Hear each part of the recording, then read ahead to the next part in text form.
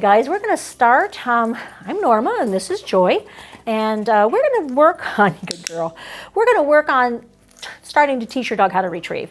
There's a difference between play retrieves and formal retrieves. Big difference is that, you know, a dog will chase something and play with his toy until he gets tired and then he won't do it anymore. Or he takes his toy and he goes underneath the couch or he goes underneath the table and he's not going to give it back to you. So even though your dog might be really, really good retrieving a ball or a toy, when it comes time for him to pick up your keys or a credit card or your wallet or whatever, you know, he may or may not do that. More than likely that he won't. So we do need to get a formal retrieve. There's all kinds of different ways of teaching dogs how to retrieve. This is just what I found that works best for me and for the general population that we work with. So again, if you're a trainer, there's a ton of different ways to teach your dog how to do this. This is what just works for us.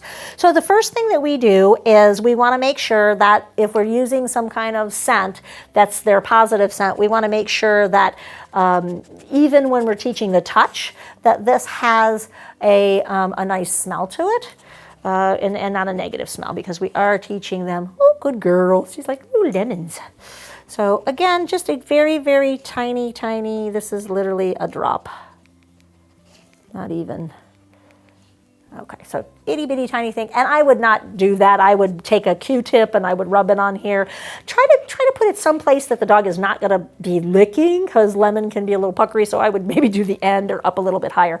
We're going to teach your dog that yellow is a really positive color, and it's going, again, it's just going to help him as we go through the retrieve process to know that, yes, this is something that we want you to touch. Dogs can see yellow pretty easily. So a lot of people still think that dogs are colorblind. They're not. If you want to go and Google images and look under dog eye spectrum or vision spectrum, but canine vision spectrum is probably what you're going to put in there, and it will show you, make sure it's under images, but it will show you exactly what dogs see compared to what humans see. So the next part about this is I'm going to put something on here sticky that the dog really likes, which we're just going to put a little bit of peanut butter on here. And we're just going to present this to Joy. And as she's licking it, we're going to click, okay? I take this away. It's important for you guys to keep this away from the dog and present it. Take it away. So in the beginning, she's just licking this thing. It's not magic, okay? So you've got a little bit of lemon smell. You've got the peanut butter on there, and you've got, this is just something I had. You guys could use a spoon, like a wooden spoon, and wrap some yellow duct tape around that. The other thing about the yellow duct tape is it's easy to clean off and wipe off, but your yellow duct tape we're gonna use for anything that your dog is gonna retrieve for you. If you have toys for your dog that are predominantly yellow, I would take them away at this time, okay? So just use something that's not 100% yellow. All right, so we're just going to start moving around a little bit. Again, I'm going to hold this up, and I'm going to present it. I'm going to wait till she gets there. Good. Okay, now, if you're not using a clicker, you guys have to have a behavior marker. Yes, good, whatever, but you have to tell the dog specifically when they get to the yellow, good. That's what you want them to do. And you want, I'm just going to throw her leash on the floor, you want her going after this. High, low, Joy. Okay, coming up, going down, all over the place. We want her to go to it. Okay, it's important for her to understand, move towards this thing. So the first part about the retrieve really is that the dog is identifying something that you want them to do something with. So up until this point, everything has been very close to your body. Come to me, look at me, close, close, close, close, close. Now we're saying, go over there. Good job, baby. Okay, so you can do that. And again, this can be anything. I just happen to have this. You don't have to have anything special. I like something that I don't have to put my hands where the scent is, don't have to have peanut butter all over me. And again, you just do a tiny drop of peanut butter, just enough to encourage the dog to go to it. Very quickly, the peanut butter is not going to be there. So we're going to just do yellow so the dog understands that by touching this, it's going to be the treat follows. So again, it's up high, present, click, reward the dog.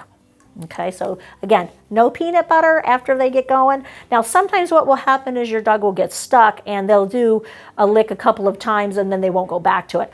Just go back and put a little peanut butter on it. It's no big deal. Help him remember what he's supposed to do. And then, click and reward. When you're using that bridge, this is why that's so important, especially with this exercise. They have to understand that touching that with their mouth is what's getting them the reward. So again, it's good. Good. Make sure she touches the end or the yellow part. If you're going to use yellow in the middle, again, make sure that they're touching the yellow part. That's important. Okay. The next step to this is actually you can work on sending them to a chair with a piece of yellow tape. I would suggest if you want to stick things to the walls, be very careful about sticking duct tape to your walls because you could be like pulling off plaster and things. So if you get some poster putty and make yourself a little card with the yellow on it, and then you can stick this to the wall.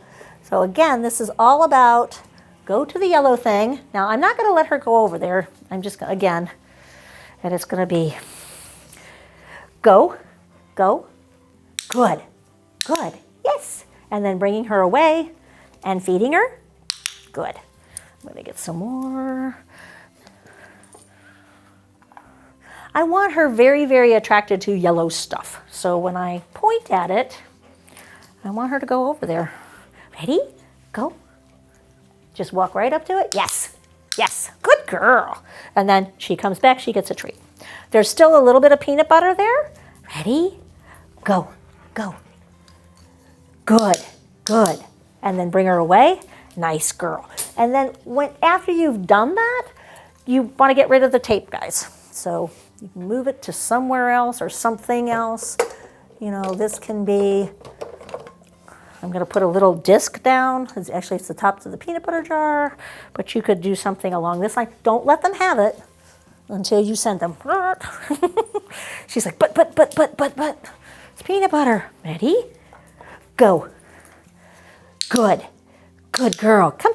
Good girl. Bring her back. Feed her. Okay, so again, this is getting your dog to look out there because when you throw stuff, they have to look out there. So it's definitely go. Ready? Go. Uh-oh. Okay, pointing. Go. Yes. Yes. And then a cookie. And then you'll get to the point where there's not peanut butter out there. She's just going to go out there and she's going to poke her nose on the yellow piece of tape. She's going to run back and get a cookie. So she's got to understand that touching that is how she's getting the food. All right, so the next step to this is once your dog is actively touching the yellow things, okay, the tape on the wall or a disc on the floor or whatever, and they understand that touch is how they get the treat. So it's once they get past the whole peanut butter stage that they understand what they're supposed to do. So you're going to notice that we've put yellow on the bear, and we have also put a string on the bear because if your dog does pick this up, we're certainly not going to correct them for picking them up. So I want a string on this. So there's a lot of dogs will take things, but they won't bring it back. You throw something and they may bring it back once or twice, or they might bring it halfway, but they don't bring it the whole way. And then you're constantly, getting the toys and whatever. The reason also for the string is a lot of people have bad backs, bad necks, bad hips, bad everything. This helps you just get the bear off the ground. So if this hits the ground and we need to bring the bear back up, all you got to do is pull your string back in and you're not bending over because there would be a lot of bending to this if you did not have the string on it. So the next step to this is, again, getting the dog interested. Now there is lemon on the bear. I put some on the little teddy bear here, just a drop of lemon extract on the bear because we want everything that your dog is going to touch to have a little lemon on it, especially in the beginning. Okay, and I'm going to show her that I'm just going to go back through this so she understands that, again, and if she licks Mr. Bear, she gets a click, and then she gets a cookie. Okay, and then again, I'm presenting it. It stays up, comes down.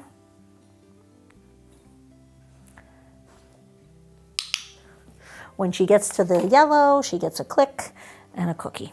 Okay, so the next part about this is, will she do this if I drop Mr. Bear on the floor? And I'm going to pull it up because she nosed it. She looked at it. She nosed it.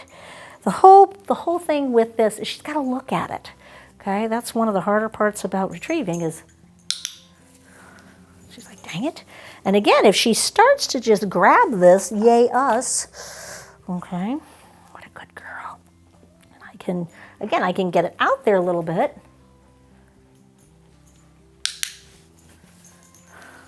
Okay. And by pulling it back in, she's also going to get interested in Mr. Bear.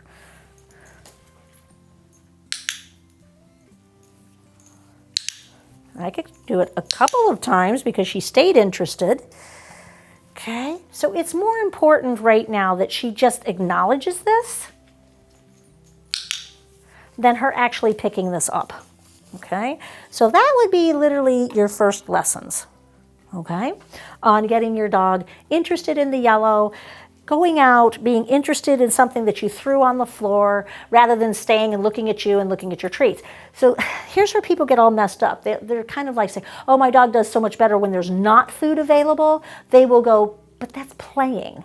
So they have to understand, pay attention, touch this, get a cookie. Because you are going to be throwing something down there like a set of keys that's not really fun to play with, and they have to acknowledge that's what's getting them the food. Hey guys, we're working with Yogi, and we're just working on getting her to do some play retrieves. So it's all excited over the toy. You want a dog that is really kind of happy about getting this thing. Some dogs are going to be more grabby than others. It doesn't really matter. Sit down in a chair when you do this, and I'll show you why in a minute. Good girl, good girl. That's a good girl. Come here, baby. What a good girl. If she drops that, I'm pulling the bear up. I'm feeding her right here. I want their head to, because I want this eventually to go in your lap. When you stand up, we have a tendency to reach for things. When you go to reach for stuff with a dog, that's when they play keep away. So we don't want to reach towards our dog because then they're just going to play games about, ooh, that's a good girl. That's a good girl. I can also tug this and make this a little active. Ooh, what a good girl you are. That's a good girl. Good girl, good girl. I take the bear with one hand, I feed with the other. So I come under the chin and then I feed on top. That's how I get it out of her mouth. Okay, if you use really, if you have a dog that's a hard retriever where he's gonna really grip on something, get really tasty treats and do this over top of the toy, and you stick it right on their nose and they will spit the toy out, but you're gonna have it in your hand. What a good girl, you ready? You ready? And again, this needs a string because if the dog drops it, we're gonna play keep away. What a good girl you are. That's a good girl. Come on, baby. What a good girl, right here. Whoops, come here, baby. Okay, so under and over. So we want to get her bringing this all the way back to our lap. Good girl. If the dog drops it halfway, we're just gonna pull the bear in. What a good girl, that's a good girl. What a good girl you are, come on, baby. What a girl. You encourage them to bring their head up. My hand comes under. So it's kind of like you're sneaking your hand in here so they don't think you're going to take their toy. If they'll play tug, that's fine. You can play tuggy. But again, it's always trade, 100% trade. Oh, what a good girl. What a good girl. Go get it. Oh, where's the bear? Get the bear. Good girl. Up. Oh, okay. So Mr. Bear would come back. And Mr. Bear goes back out. Good girl, that's a good girl. Come on, baby. Good girl, come on. Even if you have to, now if she does that, as long as it's close in the beginning, I'm fine with it. Eventually, she's gonna have to bring it all the way up to get her treat. Ready? Go get that, get the bear. Oh, what a good girl. Ooh, get the bear. Yay, good girl. So a little bit of tug teaches a little possession. Okay, now she kind of dropped that, so I'm gonna stick it back out there. Good girl. Uh-oh, where'd they get the bear? Get that bear. Get that bear. Go get the bear. Get the bear. Good girl. Get it. Good girl. Come on, baby. Come on. Oh, what a good girl you are. Come on. Come on. That's it. Underneath, over top, bear in hand. End the game before they want to stop. That's super, super important, guys. Everybody likes to exercise their dog, by throwing things. You have to remember that if you have a border collie or something that's super high drive, you're not going to wear them out throwing the ball. What ends up happening is you create an athlete. So you might start with 10 really fast retrieves until they get tired, and then it'll go to 12, then it'll go to 15, then it'll go to 20, and then pretty soon you'll be out there for an hour and a half, and your dog will have all kinds of muscles because you've basically sent him to the doggy gym. So please don't use fetching or retrieving as a game to tire your dog out. It needs, especially you guys have service dogs, you need to have a dog that will reliably retrieve things for you. This is a showable task. ADI, which is Assistance Dogs International, which kind of sets the standards for service dogs,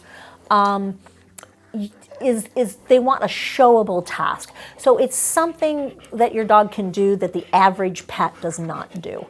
We all know that 90% of this is emotional support for us. Anybody that has any kind of disability or whatever, it's all about that support that they give us, and a buddy, having a buddy constant companion. However, if your dog can find your keys, less stress. Find the remote control, less stress. Find your hat, less stress. We've had people lose their keys in department stores, and their dogs have been able to go and find them for them. Again, a lot less stress. Cell phones, all of that can be done. Dropped items are huge, guys. I mean, if you can drop something, if you drop your pen on the floor and your dog can just pick it up and hand it back to you, come here, Yogi, Yo-Yo, come here, baby. Come here, honey. Good girl. You have to stay in the picture. But it really does help. And again, it is something that you can show somebody. Like, people will say, oh, well, what does your dog do? If you even drop your leash on the floor and the dog hands the leash back, people are like, oh my God, that's so cool. How did you get him to do that? Anything that can take attention off of you and put it onto the dog is also going to help if you've got anxiety and PTSD. So you're standing in line and, at the grocery store or whatever, and people are always going to start talking, which is just they're going to talk about the dog.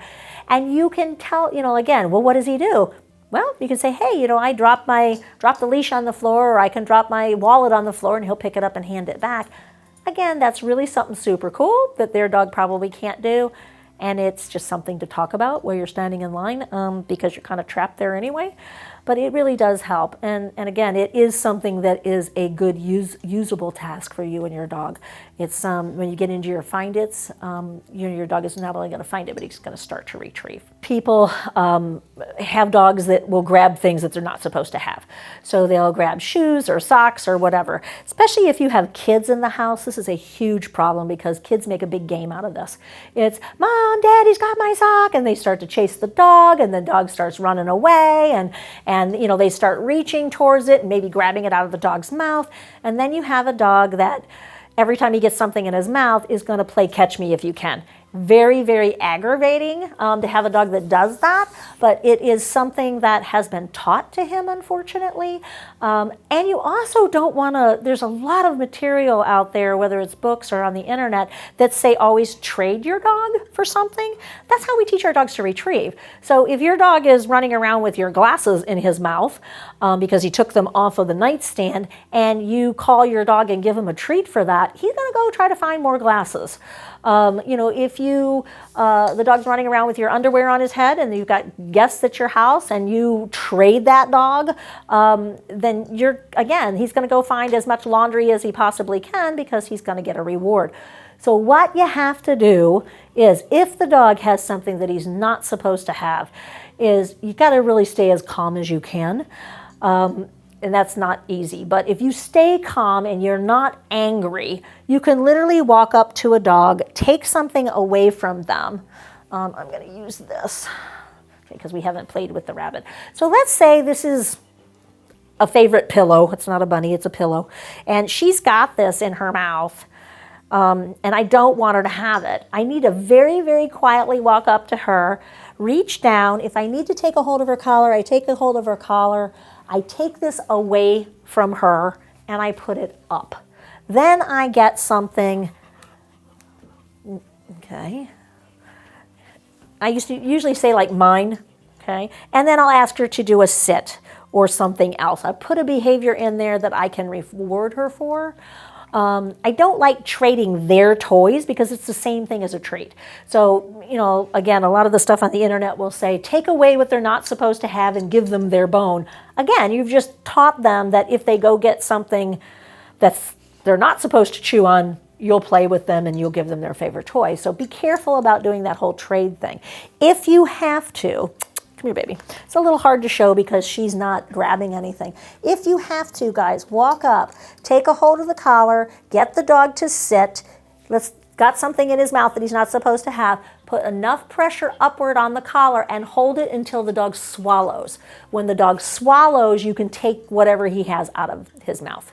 Okay, so even really big, strong-mouthed dogs like pit bulls and bulldogs, you can get stuff out of their mouth by applying pressure upward to the collar. Wait until the dog goes, and you can roll that out of their mouth. Release the pressure on the dog, good dog.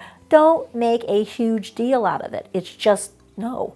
If you have a dog that constantly grabs things, you need to get them on a leash, on a collar, in your house 100% until you get this whole what he's supposed to touch and what he's not supposed to touch. If your house is not puppy-proofed for whatever reason, a lot of people with kids have a hard time with that, get that dog on his leash and his collar and work on, you know, if it's your kid's toy, put a tiny bit of almond extract on it if you have to, or just, you know, teach the dog that that's something that you don't want him to touch. It's a leave it command, but it takes a long time. Again, if you've got a retriever, they're going to want to retrieve stuff. I always tell people, have your kids pick up their junk. Get a toy room, put a baby gate up, throw the toys in the toy room. Kids are going to have to learn that if they don't put the Barbie doll away, we're going to have a lot of Barbie doll funerals. Just what's going to happen. You can't, you know, expect a dog not to touch toys that look exactly like their own toys.